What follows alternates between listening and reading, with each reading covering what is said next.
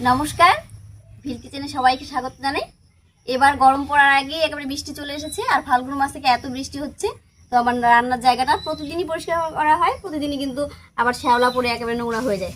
আর চারপাশে এত মশা হয়েছে বৃষ্টির জন্য। যাই হোক, বৃষ্টি হোক আর যাই হোক, খাওয়া তো আর বন্ধ থাকবে না।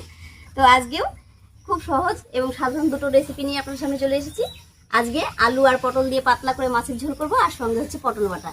আপনারা সঙ্গে থাকুন, আশা করছি খুব ভালো লাগবে। তো ঘরটা এত শ্যাওলা পড়েছিল, ভাবলাম প্রথমে একটু লেপে নিই, তারপর রান্নাটা করি।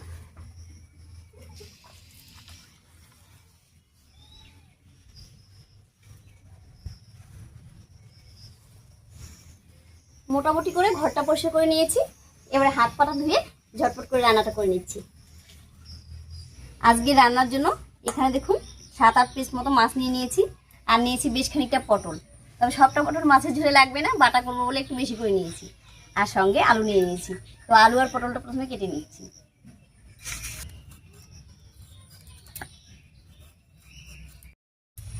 আমি এখানে যে রান্নাগুলো করি সেগুলোই কিন্তু ঘরে খাওয়া হয়। আর আমার এই সহজ সাধারণ রান্নাগুলো আপনারা দেখতেও পছন্দ করেন, আর আমার কিন্তু করতেও ভালো লাগে। আজকের রেসিপি যদি আপনাদের পছন্দ হয়, অবশ্যই এটা লাইক করে দেবেন, এবং এরকম আরও সহজ সাধারণ রেসিপি পাওয়ার জন্য আমাদের চ্যানেলটিকে সাবস্ক্রাইব করে আমাদের পাশে থাকবেন। আলুগুলো কাটা হয়ে গেল, এবার পটল কেটে নেব। আর মাছের ঝোলের জন্য যেমনভাবে আলু কাটে আমি সেরকমভাবেই কেটে নিয়েছি। পটলটা আমি এরকম হালকা করে একটু ছুলে দিচ্ছি, তাহলে রান্নায় দিলে একেবারে নরম হয়ে যাবে।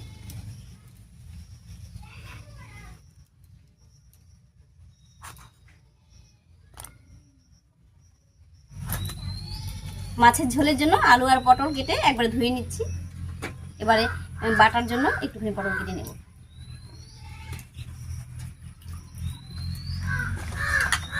পটল বাটার জন্য পটলটা ছুলবো না, কিছুই করবো না, শুধু পরিষ্কার করে ধুয়ে নিয়ে কেটে নিচ্ছি। এরকম একটু পাতলা পাতলা করে কেটে নেব, তাহলে আমার ভাজা করতেও সুবিধা হবে আর বাটতেও সুবিধা হবে। পটলগুলো এত ভালো, দেখুন একটার মধ্যেও শক্ত বীজ হয়নি। যতগুলো পটল কাটলাম সবগুলো একবারে নরম করছি। আমার যা যা রেডি করা ছিল সব কিছু রেডি করে নিলাম। এবার উনুন জ্বালিয়ে একেবারে ঝটপট করে রান্নাটা করে নিচ্ছি।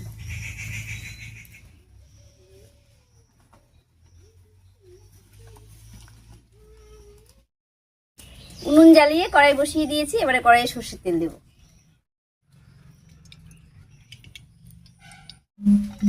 তেল গরম হতে হতে মাছটা আমি হলুদ লবণ দিয়ে মেখে নিচ্ছি। মাছের পরে দিয়ে দিচ্ছি স্বাদ মতো লবণ আর হলুদ।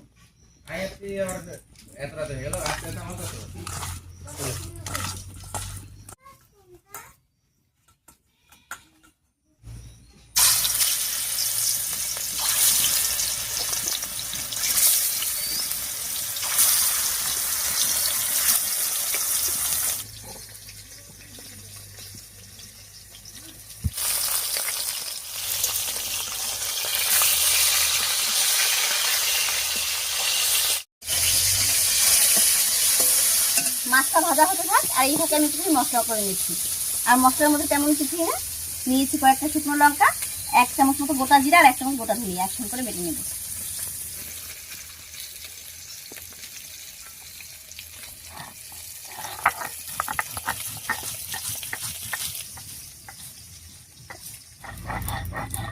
মাছগুলো হালকা করে ভেজে নিয়েছি, এবার নামিয়ে নিচ্ছি।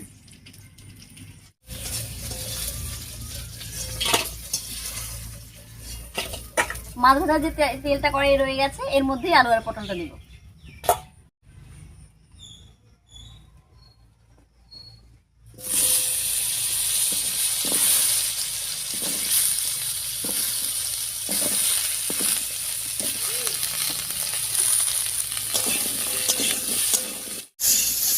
মাছগুলো ভাজতে ভাজতে আমার এদিকে মশলাটাও বাটা হয়ে গেছিল, এবার নামিয়ে নিচ্ছি।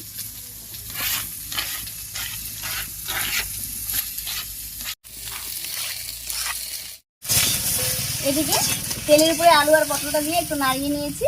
এবারে স্বাদ মতো লবণ আর হলুদ দেবো। তবে রান্নায় কিন্তু আমি ফোড়ন দিইনি, ফোড়নটা একেবারে শেষে দেবো। দিয়ে দিচ্ছি স্বাদ মতো লবণ, আর দেবো একটুখানি হলুদ। এই অবস্থায় আলু আর পটলটা একটু ভাজা ভাজা মতো করে নেব।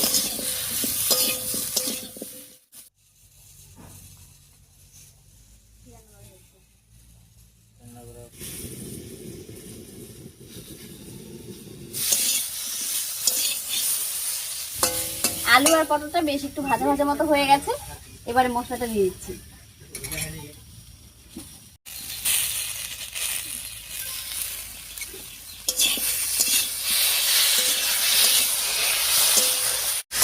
বাটা মশলাটা দিয়ে একটু নাড়িয়ে নিলাম। এবারে মশলা বাটা জল দিয়ে কষিয়ে নেব।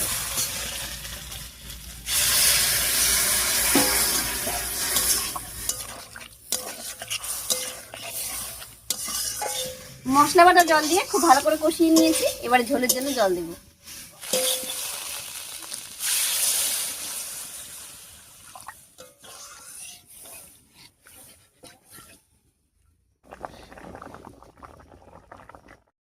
রান্নায় বলক উঠে গেছে। এবারে ভেজে রাখা মাছগুলো দিয়ে দিচ্ছি।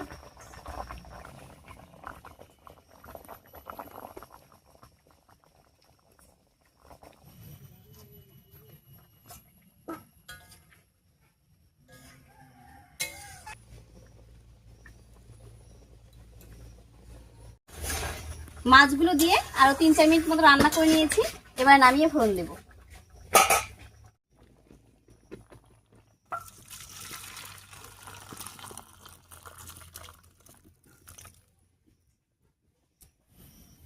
ফোড়নের জন্য এবারে কড়াইয়ে সামান্য একটু সরষের তেল দেব।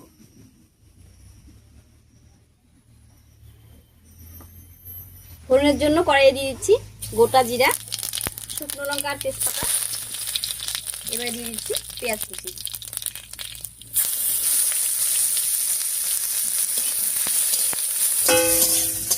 ফোড়নটা ভাজা হয়ে গেছে।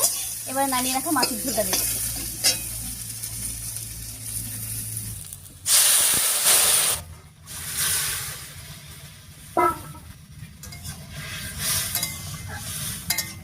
ঝোলটা দিয়ে একটু নাড়িয়ে নিয়েছি। এবারে ঢাকা দিয়ে 3-4 মিনিট রান্না করে নেব। এর আগে কিন্তু আমি রান্নায় ঢাকা দিইনি, এখন ঢাকা দিচ্ছি। আর এই ঢাকা দিলে মাছগুলো ভালো সিদ্ধ হয়ে যাবে আর ফোড়নের গন্ধটা রান্নায় খুব ভালো থাকবে।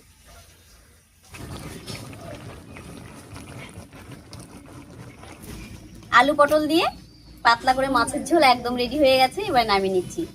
আমি এভাবে আলু পটল দিয়ে মাছের ঝোলটা করলাম, আর এটা খেতে কিন্তু দারুণ হয়। তবে আপনারা কিভাবে রান্না করেন অবশ্যই কমেন্টে জানাবেন। আমি আপনাদের মতো করে করার চেষ্টা করব।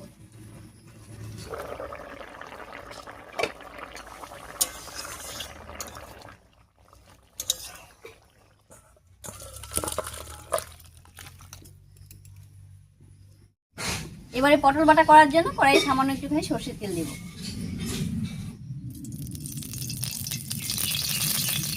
তেল দেওয়ার সঙ্গে সঙ্গে গরম হয়ে গেছে। এবারে পটল দিয়ে দিচ্ছি।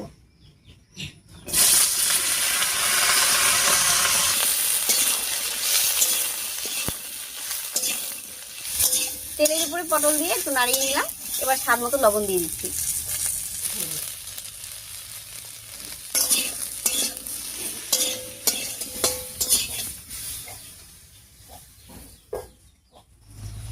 ঢাকা দিয়ে পটলটা কিছুক্ষণ রান্না করে নিয়েছি। এবারে ঢাকা তুলে নিচ্ছি।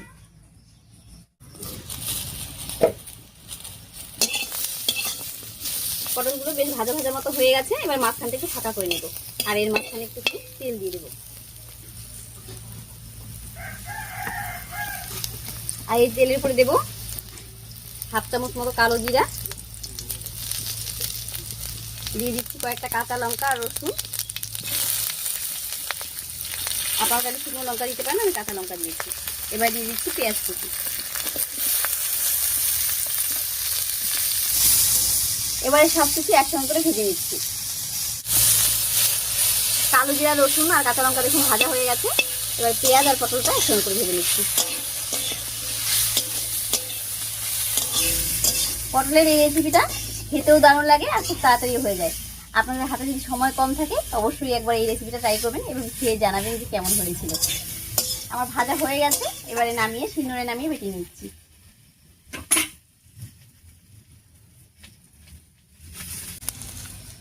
পটলের মধ্যে আমি কোনো রকম হলুদ দিইনি, তবে আপনারা চাইলে কিন্তু দিতে পারেন। এবারে খুব সুন্দর করে গরম গরম অবস্থাতেই বেটে নেব। তবে আপনারা যদি মিক্সিতে দেন তাহলে অবশ্যই একটু ঠান্ডা করে নেবেন।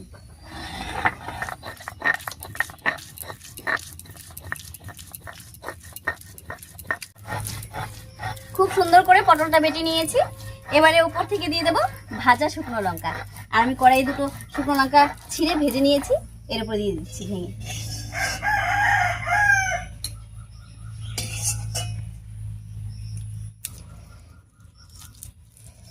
ভেঙে দিয়েছি, পরে মেখে নেব।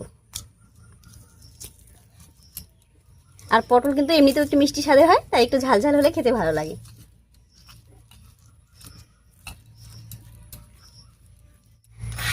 পটল বাটাও রেডি হয়ে গেছে, এবার নামিয়ে নিচ্ছি। আর দুপুরে খাওয়ার পাতে এরকম যদি পটল বাটা আর সঙ্গে মাছের ঝোল থাকে, আর খাওয়ার জন্য কিছুই কিন্তু লাগে না।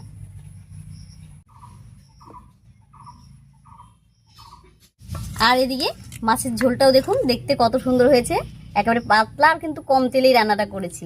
আর এটাও খেতে কিন্তু দারুণ হয় গরম গরম ভাতের সঙ্গে। যাই হোক, আশা করছি আজকের ভিডিওটা আপনাদের কাছে ভালো লেগেছে। আর এরকম পটল বাটার রেসিপি কারা কারা খান অবশ্যই কমেন্টে জানাবেন। আর আপনাদের একটা কমেন্ট, একটা লাইক আমাকে আরো নতুন নতুন রেসিপি করার জন্য উৎসাহ দেয়। আজ এই পর্যন্তই, আবার দেখা হচ্ছে নতুন কোনো রেসিপি নিয়ে।